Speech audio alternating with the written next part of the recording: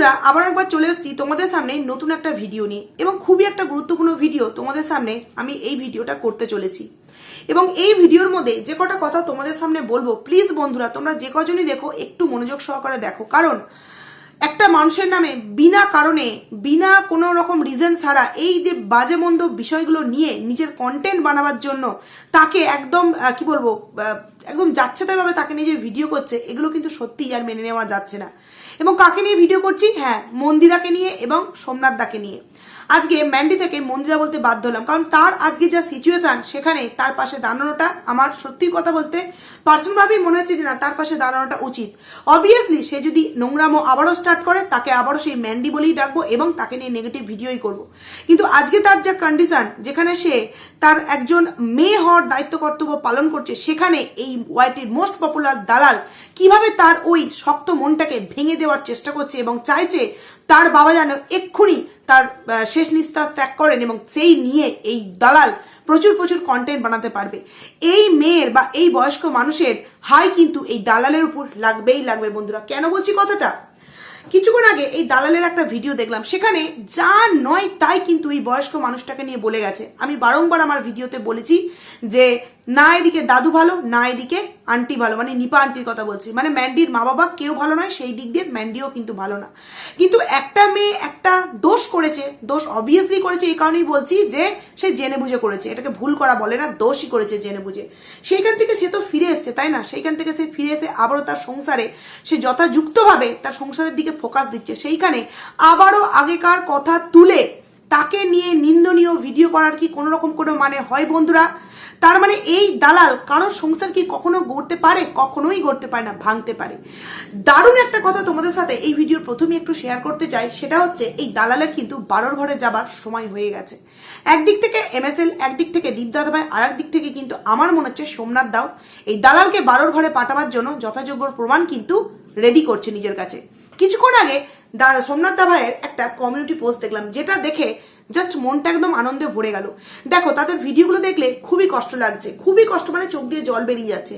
সেরকমই তাদের community post দেখে খুবই আনন্দ পেলাম। সেই কমিউনিটি পোস্টের মধ্যে লেখা আছে এই যে ম্যান্ডি এবং স্যান্ডি, এই নামটা ওয়াইটিতে কে প্রথম দিয়েছিল। সেখানে অজস্র কমেন্ট, পারলে দু একটা কমেন্ট তোমাদের সামনে আমি স্ক্রিনশট দিয়ে দিচ্ছি, যে ওয়াইটির মোস্ট পপুলার দালাল, যে নাকি ঘোড়ামুখী, লোটে সুটকি, এই সমস্ত নামে পরিচিত আমাদের কাছে, সেই দালাল এই ম্যান্ডি এবং স্যান্ডি নামটা প্রথম ওয়াইটিতে রেখেছে।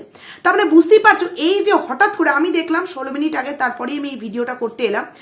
এই যে জিনিসটা সোমনাথ দা জানতে চাইলো, তার মানে কিছু তো একটা ভেতর ভেতর করছে। আমিও চাইছি এই দালালকে আর কিছু হোক না হোক, তার এই উল্টোপাল্টা বিষয় নিয়ে ভিডিও করাগুলোর জন্য যথাযোগ্য শাস্তি হওয়া কিন্তু উচিত। একটা মানুষ যখন মানে তার মৃত্যুর সাথে পাঞ্জা লড়ছে, যে কোনো সময় যা কিছু হয়ে যেতে পারে, সেই মানুষটাকে নিয়েও কি তার কন্টেন্ট না বানানো হয় না? সে কি বলছে যে যে এরকম কি বলবো, গরুর পালে বাঘ পড়েছে নাকি, এইভাবে নাকি ম্যান্ডি আর তার বাবা মিলে নাকি প্ল্যান করে ফারিয়াদের বাড়ি থেকে চলে এসেছিল। তো দেখো বন্ধুরা, ফারিয়াদের বাড়ি থেকে ম্যান্ডি চলে এসেছিল, সেটাতে ফারিয়াদের উপর কেউ যাতে না আঙুল দিতে পারে, সেই জন্য নিজের বাবার সাথে একটা প্ল্যান করেছিল যে আমি ওদের বাড়ি থেকে চলে আসবো, যাতে ফারিয়াদের উপর কেউ না আঙুল তুলতে পারে যে ফারিয়ারা আমাকে বাড়ি থেকে তাড়িয়ে দিয়েছে। ম্যান্ডি সেখানে পোষায়নি, ম্যান্ডি সেখান থেকে চলে এসছে। আর বারংবার আমি আমার ভিডিওতে একটা কথা বলেছি, যারা বলো যে ফারিয়া নাকি ম্যান্ডিকে বিপদে রক্ষা করেছে, একদম ভুল কথা। ফারিয়া যদি ওই সময়টা তাকে রক্ষা না করতো, তাহলে ম্যান্ডির জীবনে এই লাইভে এসে এইটা করা, মানে ক্লিপেজ বেরিয়ে যাওয়া, এই সমস্ত জিনিসগুলো আমাদেরকে সোশ্যাল মিডিয়ায় এসে ওপেন প্ল্যাটফর্মে লাইভে এসে কিন্তু দেখতে হতো না। এই সম্পূর্ণটার জন্য দায়ী ফারিয়াদের বাড়িতে সেই দিন ফারিয়া ঠাঁই দিয়েছিল বলে। এটাকে উপকার বলে না, এটা জেনে বুঝে তাকে মৃত্যুর দিকে ঠেলে দেওয়া বলে, যে তুমি তোমার জন্য তো গর্ত খনন করা আছে, যাও আমি তোমাকে আরো একটা মানে ধাক্কা দিয়ে দিচ্ছি, তুমি ওই খোঁড়া গর্ততে গিয়ে পড়ো, সেখান থেকে পারলে আমি তোমাকে তোলার চেষ্টা করব, কিন্তু পিঠ পিছিয়ে তোমাকে আবার ওইখানেই চেপে একদম মারার চেষ্টা করব। এটাই কিন্তু করে গেছে ফারিয়া। সেখানেই দালাল আজকে বলছে যে ওই যে গরুর পালে বাঘ পড়েছিল, ওই গল্পটা নাকি আজকে দাদুর জীবনে সত্যিকারের ঘটনা এসে ঘটলো। কি না, আজকে সত্যি দাদুর এরকম একটা অবস্থার জন্য দাদুর ওই দিনকার ওই নাটক দায়ী। বন্ধুরা তোমরা একবার ভেবে দেখো, মানছি দুজনেই খারাপ, কিন্তু কোনো মানুষ যখন এতটা একটা খারাপ মানে সিচুয়েশনে আছে, যে হয়তো মানে রাত ঘটলি যে কি হবে এমন কিছু আমরা মানে কি বলবো, হয়তো পরের দিন আমরা এমন কিছু দেখবো ভাবতেও হয়তো পারবো না, সেখানে এই দালাল এই সমস্ত বিষয় নিয়ে কথা কি করে বলে? কি করে বলে? কেন বললাম ভিডিওটা পুরোটা দেখার জন্য? আমি ম্যান্ডির ভিডিও দেখে আজকের ভিডিওতে একটা কমেন্ট দেখলাম, প্রথমেই কমেন্টসটা ছিল, হয়তো এখন অনেকটা পরে, যে একদিনের টেস্টের বিল 1 লাখ টাকা, এটা কি কখনো সম্ভব? রিপোর্টগুলো আমাদেরকে দেখিও, নাকি আবারও নাটক করতে শুরু করলে? তো এই ধরনের কমেন্ট শুধু একজনকার মনে নয়, অনেক মানুষের মধ্যে এই কমেন্টসটা মানে প্রশ্নটা আসতে পারে যে একদিনে এত লাখ টাকার টেস্ট, মানে একদিনে 1 লাখ টাকার টেস্ট কখনো কি হতে পারে? হ্যাঁ হতে পারে, তার জলজান্ত প্রমাণ আমি। কারণ দাদুর সাথে যেই ঘটনাটা ঘটেছে সেম ঘটনা আমার নিজের মায়ের সাথে ঘটেছিল। আমি এখন মানে ম্যান্ডির আজকের ভিডিও দেখে আমি বুঝতে পারলাম যে এই সেম ঘটনা আমার মায়ের সাথে ঘটেছিল। এবং হ্যাঁ, তোমরা হয়তো মানে জানো যে একটা এমআরআই করতে গেলে প্রায় 20 থেকে 25 হাজার টাকা একটা এমআরআই লাগে। এবং তুমি এই নার্সিংহোমে দেবে, তো আবার তোমাকে বলবে এমআরআই করতে। যতই এখানকার রিপোর্ট থাকুক, তুমি যখন আরেকটা মানে জায়গায় তাকে অ্যাডমিট করাবে, সেখানেও বলবে যে না, ওটা আমরা দেখবো না, আমরা এখানে আমাদের এমআরআই করাবো, মানে তাতেও আবার 25,000। এবার যার ফুল বডি হবে, যার কোনো একটা পোর্শন হবে, সেই অনুযায়ী কিন্তু টাকাটা তারা মানে রাখে যে কোনটার উপর কিরকম। এবার এই যে ক্রিটিক্যাল রোগটা হয়েছে দাদুর, এই রোগটার জন্য কিন্তু 1 লাখ নয়, অনেক অনেক টাকার প্রয়োজন। যেরকমটা বলেছি আমি, আমার মায়ের প্রায় খরচা হয়ে গেছিল 9 করে 8 থেকে 9 লাখ টাকা। তোমরা হয়তো বিশ্বাস করবে না, 7 দিনে 8 থেকে 9 লাখ টাকা কিন্তু খরচা হয়ে গেছিল। সেখানে একদিনের টেস্ট 1 লাখ টাকা, এটা একদম কিন্তু একটা সত্যি কথা বলেছে ম্যান্ডি, সত্যি কথা বলেছে। এবং এই যে দালাল বলছে যে দাদুর যে এই রোগগুলো হয়েছে, এর কি কোনো রকম কোনো কিছু সিমটম পাইনি আগে থেকে? কারণ আমরা নর্মালভাবে যেটা জানি, জন্ডিস হলে আমরা আগে থেকে জানতে পারি যে শরীরটা একটু হলুদ হলুদ হবে, চোখের মধ্যে একটু হলুদ হলুদ হবে, গাটা একটু মানে পাক দেবে, তারপরে আমাদের কি বলবো, ইউরিনটা একটু অন্য কালার হবে। এটা আমরা নর্মালভাবে দেখি যাদের নর্মাল জন্ডিসটা হয়। কিন্তু যাদের এই রকম জন্ডিসটা হয়, যেখানে কিনা ভেতরে কোনো একটা রোগ, যেমন তোমার গল ব্লাডারে টিউমার হয়ে সেটা ফেটে গিয়ে জন্ডিস হয়ে লিভারটাকে পুরোপুরি ড্যামেজ করে দিচ্ছে, এরকম একটা সিচুয়েশনে কিচ্ছু বোঝা যায় না, কিচ্ছু বিন্দু মাত্র বোঝা যায় না।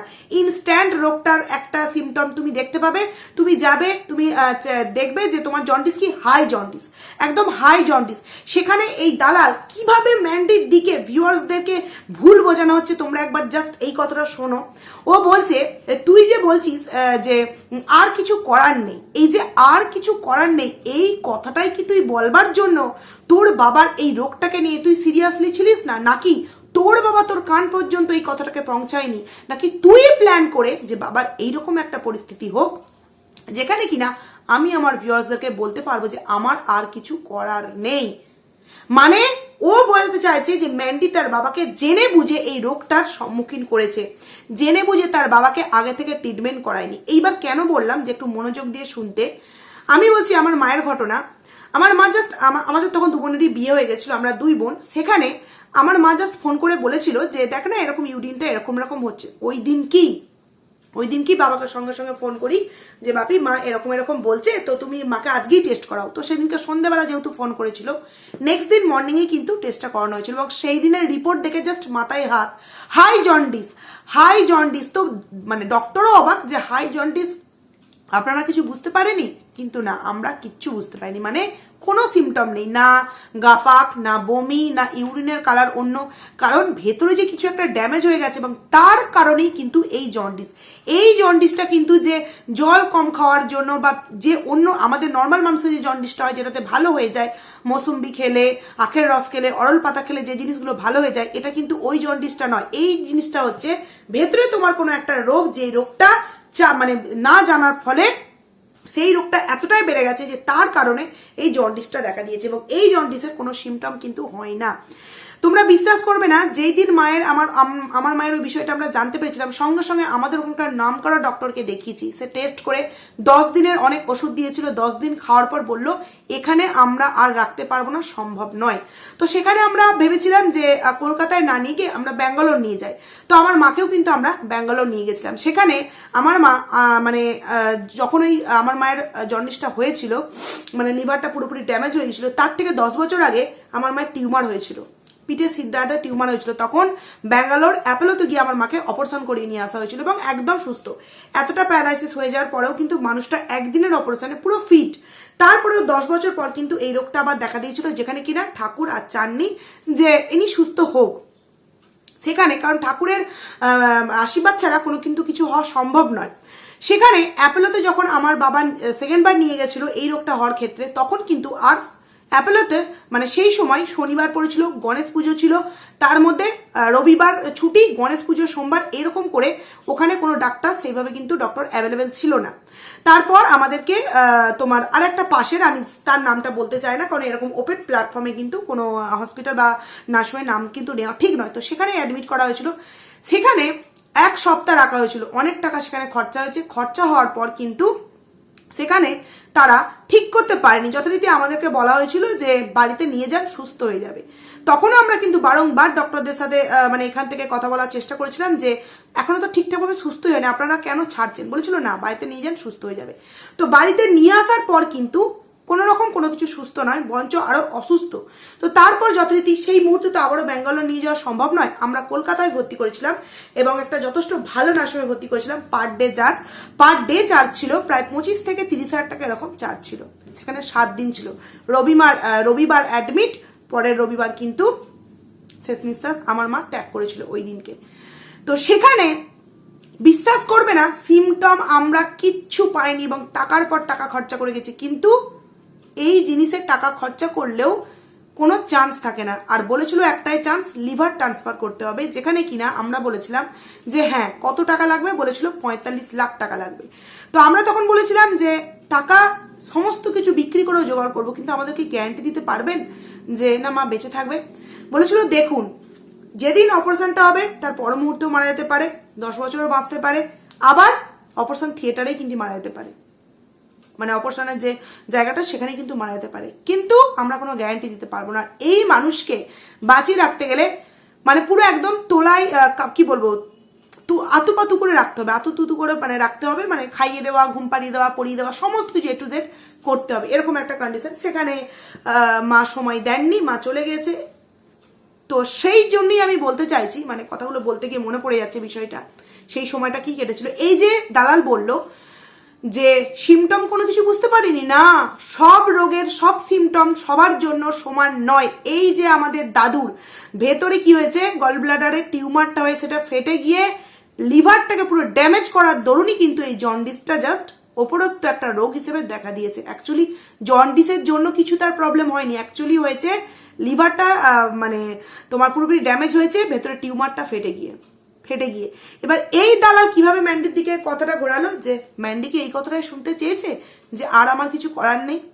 মানে কতটা নর্দমার কিট একটা অসুস্থ মানুষ যার সিচুয়েশন খুবই খারাপ, তাকে নিয়ে এইরকম নিন্দনীয় ভিডিও করতে কি এর কোথাতে একটুও বাঁধে না? মানে একে ভগবান সত্যি এর যে কি হওয়া উচিত, মানে মনে হচ্ছে জুতো দিয়ে মুখে গিয়ে দুটো মেরে আসি, যে তুই যেটা জানিস না সেটা নিয়ে কেন বলছিস। আর যারা বলছো না একদিনে 1 লাখ টাকার টেস্ট হতেই পারে না, একদিনে 3 লাখ টাকারও টেস্ট হতে পারে, তোমরা কি জানো? আমরা করিয়েছি, একের পর এক লিখে যাচ্ছে, একের পর সারাটা দিন শুধু জাস্ট এখানে ইঞ্জেকশন, এখানে টেস্ট, এখানে ওখানে, মানে বিশ্বাস করবে না, এক একটা টেস্টের খরচা ছিল প্রায় 25 থেকে 30 হাজার টাকা। আজ থেকে 4 বছর আগেকার কথা আমি বলছি, তোমার ব্যাঙ্গালোরে। এবার এখানে সেটা বেশি বা কম আমি জানি না, সেটা ম্যান্ডি খুব ভালো করে জানবে। সেখানে এটা তো গেল দাদুর বিষয়টা, যেখানে ম্যান্ডির উপর বিনা কারণে দোষ দেওয়া হচ্ছে।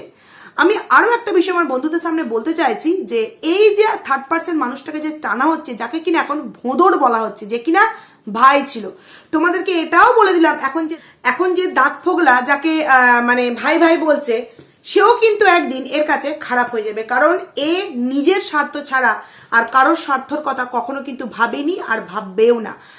তো এই যে বারবার এই 3rd পার্সনটাকে টানা হচ্ছে, যে এই সকালে স্নান করা নিয়ে বললো, বা সকালে ম্যান্ডি বেরোবার আগে বললো যে আজকে যে ভোর 5টার সময় বাইরে বেরোবো, এই ফার্স্ট আমি দেখবো যে এত সকালে বাইরের প্রাকৃতিক দৃশ্যটা ঠিক কেমন হয়, মানে পরিস্থিতিটা ঠিক কেমন হয়। তখন ও জাস্ট পয়েন্ট খোঁজে এই দালাল, যে কি করে আবারও আগের বিষয়গুলো রিপিট করা যায়। কতটা জঘন্যকর একজন মহিলা হলে এই ধরনের মেন্টালিটি রাখে, যে যেখানে একটা মানুষ ভুল করে সেখানে ফিরে গিয়ে সুন্দরভাবে সংসার করছে। দেখো, আমরাও কিন্তু কন্ট্রোভার্সি ক্রিয়েটার, আমরাও কিন্তু ম্যান্ডিকে নিয়ে কম নেগেটিভ ভিডিও কিন্তু বানাইনি। সেখানে সে যখন আবার তার সংসারে ফিরে গেছে, তারপর থেকে আমার আইডি চেক করো, কটা তাকে নিয়ে আর এই 3rd পার্সন ব্যক্তিকে নিয়ে ভিডিও বানিয়েছিলাম। হ্যাঁ, একটা ভিডিও কিছুদিন আগে বানিয়েছিলাম, সেখানে আমি ম্যান্ডিকে বুঝিয়েছি দিয়েছি নিজের মতো করে থাকার জন্য, কিন্তু কোনো মতেই কিন্তু থার্ড পার্সন ব্যক্তিকে নিয়ে আমি একটা কথাও কিন্তু বলিনি। সেখানে এই যে ওই ঘটনাগুলোর আবারও যে নতুন করে পুনরাবৃত্তি ঘটাচ্ছে এই দালাল, তার জন্য এর শাস্তি তোমরাই ঠিক করো কি হওয়া উচিত। ও বারংবার বলছে এই যে তুই বললি যে ভোর 5টার প্রাকৃতিক দৃশ্যটা নাকি কিরকম হয় তুই জানিস নি, তো আমি তোকে একটু মনে করাবো। মনে আছে নতুন ফ্ল্যাটে গিয়ে ব্যালকনিতে রাতের পর রাত 3টে 4টে 5টা অবধি গল্প, তারপর স্কুটি করে দুজনে মিলে ভোর রাতে ঘুরতে যাওয়া, ভোর 5টার মধ্যে বাড়ির মধ্যে ঢোকা, এই ভোঁদর মানে থার্ড পার্সন নাকি বলেছিল যে না এই এখনই তুমি বাড়িতে ঢোকো নালে আবার দেখতে পেয়ে যাবে, যদিও সেখানে নাকি সোমনাথ দা সেখানে ধরতে পেরে গেছিল। এই যে বিষয়ের কথাবার্তাগুলো এইগুলো কি আবারও নতুন করে তোলার কি কোনো প্রয়োজন আছে?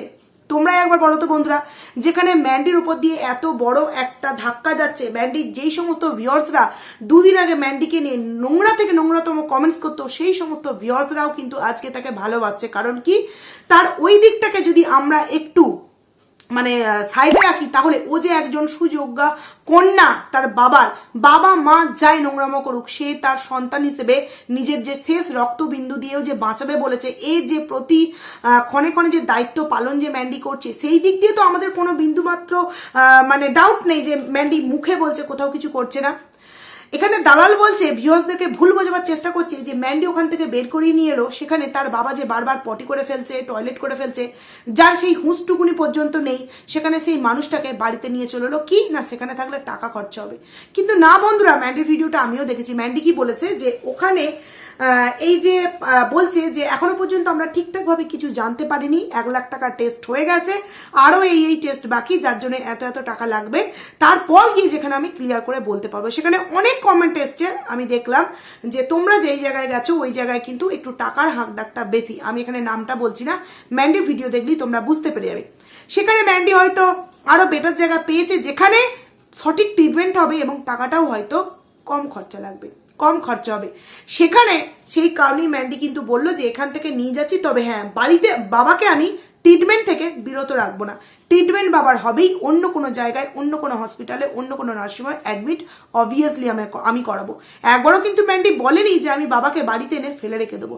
কিন্তু দালাল কিভাবে হয় কে নয়, নয় কে হয় বলে বন্ধুদের সামনে প্রচার করে, যেখানে মানুষেরা ম্যান্ডির ভিডিও যদি না দেখে অটোমেটিক্যালি এই ম্যান্ডিকে নিয়ে নোংরা থেকে নোংরাতম চিন্তা ভাবনা করতে কিন্তু বাধ্য হবে এই দালালের ভিডিও দেখে। কারণ দালাল এত সুন্দরভাবে ব্রেন ওয়াশ মানুষের করতে পারে, সেটা আজকের ভিডিওটা না দেখলে সত্যি আমি বুঝতে পারতাম না যে কতটা নর্দমার কিট, যেখানে যেই বিষয়টা তুই জানিসই না যে হ্যাঁ একদিনে 1 লাখ টাকার চেক আপ হতে মানে টেস্ট হতে পারে, যেখানে তুই জানিসই না যে এইরকম জন্ডিস নর্মাল জন্ডিস নয়, যার কোনো সিমটম থাকে না। হয়তো আমার ভিডিও থেকেও অনেক মানুষ মানে আমার মতের সাথে এক হতে পারবে না, কিন্তু এই বিষয়টাতে আমার সাথে যদি কেউ একমত না হয়, তাও কিন্তু আমি তাদের সাথে একমত হতে পারবো না যারা কিনা এই কথাটা বলবে যে না জন্ডিসের সিমটম হয়। হ্যাঁ আমি বারংবার বলছি যেগুলো নর্মাল জন্ডিস হয় তার সিমটম কিন্তু হয়, কিন্তু যেরকমটা এই রোগের ক্ষেত্রে হয়েছে সেই রকমের কোনো সিমটম হয় না। আমরাও যখন আমার মায়ের ঘটনাটা ঘটেছিল, যখন এরকমটাই হয়, সেন্সলেস পুরো হয়ে যায়, তোমার টয়লেট পটি সমস্ত কিছু করে ফেলে, জাস্ট হলুদ যেই জায়গায় করে সেই জায়গাটা পুরো হলুদ হয়ে যায়, কিন্তু তার একদিন আগে পর্যন্ত কোনো রকম কোনো সিমটম পাওয়া যায় না, কারণ ভেতরে ভেতরে এতটাই সেই জিনিসটা বাসা বেঁধে নেয় যেটা কিনা ওপরেও দেখা যায় না। এটাকে আবার অনেকে বলে চাপা জন্ডিস, অনেকেই বলে, যেটা কিন্তু বোঝা যায় না। সেখানে এই দালাল কিভাবে এই থার্ড পার্সনকে নিয়ে আবারও এই ধরনের নোংরা কথাগুলো বন্ধুদের সামনে বলার সাহস পাচ্ছে। আমি বলবো সোমনাথ দার নাম করে আমি বলছি এবং মন্দিরের নাম করে আমি বলছি, পারলে যেই মানুষটাকে মনের সুখের দুঃখের এত কথা বলেছিলেন, নিজে একটা ভুল পথে হেঁটে সেখান থেকে নিজের ইচ্ছাতে তো ফিরে এসছো এবং স্বামী সন্তান মা বাবাকে নিয়ে সুখে শান্তিতে মানে সংসার শ্বশুর শাশুড়িকে নিয়ে সংসার করছো, সেই সংসারটা যাতে ভেঙে তছনছ আবারও না হয়ে যায়, তার জন্য ম্যান্ডেরই মানে মন্দিরারই হয়তো উচিত আর সোমনাথ দার উচিত এই দালালকে নিয়ে কোনো একটা কিছু স্টেপ নেওয়া। এবং আমার মনে হয় কিছু তো একটা স্টেপ নিয়েছে, নাহলে হঠাৎ করে কেন এই ম্যান্ডি নামের প্রথম মানে কি বলবো, যেদিন শুরু হয়েছিল ম্যান্ডি নামের সূত্রপাত, কে করেছিল, কবে করেছিল, এইগুলো কেন হঠাৎ করে সোমনাথ দা কমিউনিটিতে তার পোস্ট দিতে গেল বন্ধুরা।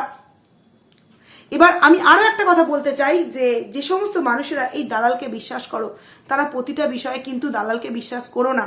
দালাল কিন্তু কি যে একটা সাংঘাতিক নাগিন, যে না ওর সাথে ঘর করবে সে বুঝতে পারবে না। যেরকম ওর শ্বশুর শাশুড়ি ওকে পদে পদে বুঝতে পারছে যে কতটা বিষাক্ত একটা মহিলা, যে কিনা সংসারকে ভেঙে চুরমার করে দেয়। নাহলে বলতে পারে যে তুই এই যে বলছিস যে কিছু করার নেই, এই কথাটা বলবার জন্যই কি বাবাকে তোর কাছ থেকে মানে তোর কাছে আনিসনি, বা বাবার রোগটাকে নিয়ে তুই এতটা সিরিয়াসলি ছিলিস না, বা বাবার এই দিনটা যাতে খুব তাড়াতাড়ি আসুক, যাতে কিনা তুই তোর ভিডিওতে বলে ভিউজ নিতে পারিস, এই জন্যে তুই তোর বাবাকে এতদিন ফেলে রেখেছিলিস? কতটা ডেঞ্জার হলে এই ধরনের কথাবার্তাগুলো বলতে পারে বন্ধুরা।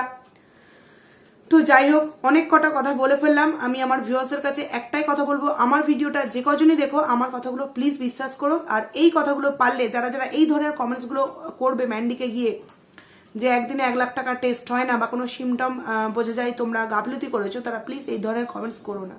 তো চলো ভিডিওটাকে এখানেই এন্ড করছি, দেখা হবে খুব তাড়াতাড়ি নতুন একটা ভিডিওতে। টাটা।